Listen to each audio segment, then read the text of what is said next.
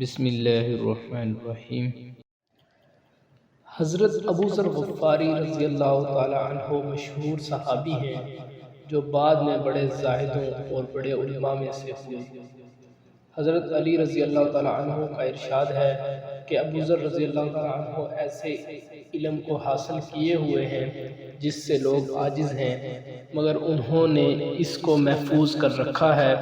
جب ان کو حضور اقدس صلی اللہ علیہ وآلہ وسلم کی نبوت کی پہل خبر پہنچی تو انہوں نے اپنے بھائی کو حالت کی تحقیق کے واسطے مکے بھیجا کہ جو شخص یہ دعویٰ کرتا ہے کہ میرے پاس وحی آتی ہے اور آسمان کی خبریں آتی ہیں، اس کے حالات معلوم کریں اور اس کے کلام کو غور سے سنیں۔ وہ مکہ مکرمہ آئے اور حالات معلوم کرنے کے بعد اپنے بھائی سے جا کر کہا کہ میں نے اس کو اچھی عادتوں اور عمدہ اخلاق کا حکم کرتے دیکھا اور ایک ایسا کلام سنا جو نہ شعر ہے نہ کہنوں کا کلام ہے۔ ابو ذر غفاری رضی اللہ تعالی عنہ کی اس مجمل بات سے تشفیع نہ ہوئی تو خود سامان سفر کیا اور مکہ پہنچے اور سیدھے مسجد حرام میں گئے۔ حضور صلی اللہ علیہ وآلہ وسلم کو پہچانتے نہیں تھے اور کسی سے پوچھنا مصلحت کے خلاف سمجھا۔ شام تک اس حال میں رہے۔ شام کو حضرت علی نے دیکھا کہ ایک پردیسی مسافر ہے۔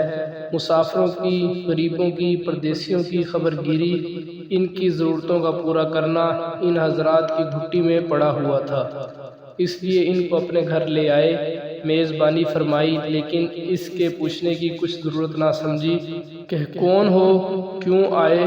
مسافر نے بھی کچھ ظاہر نہ کیا۔ صبح کو پھر مسجد میں آ گئے اور دن بھر اسی حال میں گزارا کہ خود پتہ نہ چلا اور دریافت کسی سے کیا نہیں۔ غالباً اس کی وجہ یہ ہوگی کہ حضور صلی اللہ علیہ وآلہ وسلم کے ساتھ دشمنی کے قصے بہت مشہور تھے۔ آپ صلی اللہ علیہ وآلہ وسلم کو اور آپ کے ملنے والوں کو ہر طرح کی تکلیفیں دی جاتی تھیں۔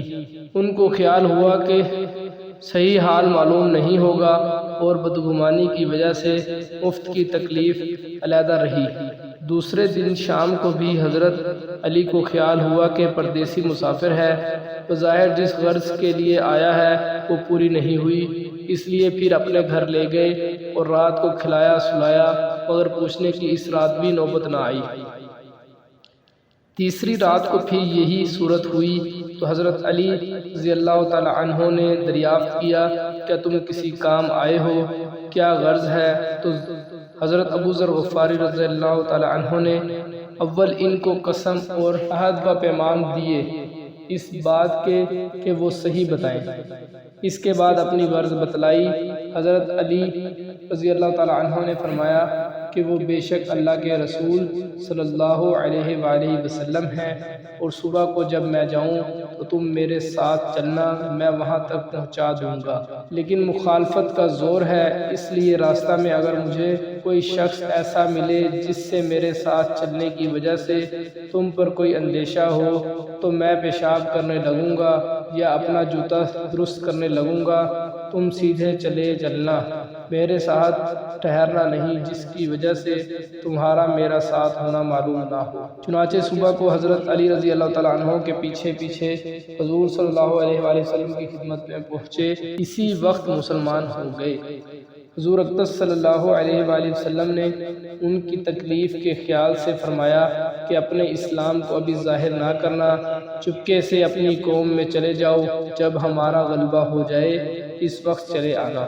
انہوں نے عرض کیا یا رسول اللہ صلی اللہ علیہ وآلہ وسلم، اس ذات کی قسم جس کے قبضے میں میری جان ہے کہ اس کلمہ توحید کو ان بے ایمانوں کے بیچ میں چلا کر پڑھوں گا۔ چنانچہ اسی وقت مسجد حرام میں تشریف لے گئے اور بلند آواز سے اشہد ان لا الہ الا اللہ واشہد ان محمدا عبدہ ورسولہ پڑھا۔ پھر کیا تھا، چاروں طرف سے لوگ اٹھے اور اس قدر مارا کہ زخمی کر دیا، مرنے کے قریب ہو گئے۔ حضور اقدس صلی اللہ علیہ وآلہ وسلم کے چچا حضرت عباس رضی اللہ تعالیٰ عنہ جو اس وقت تک مسلمان بھی نہیں ہوئے تھے ان کے اوپر بچانے کے لیے لیٹ گئے اور لوگوں سے کہا کہ کیا ظلم کرتے ہو، یہ شخص قبیلہ غفار کا ہے اور یہ قبیلہ ملک شام کے راستے میں پڑتا ہے، تمہاری تجارت وغیرہ سب ملک شام کے ساتھ ہے، اگر یہ مر گیا تو شام کا آنا جانا بند ہو جائے گا۔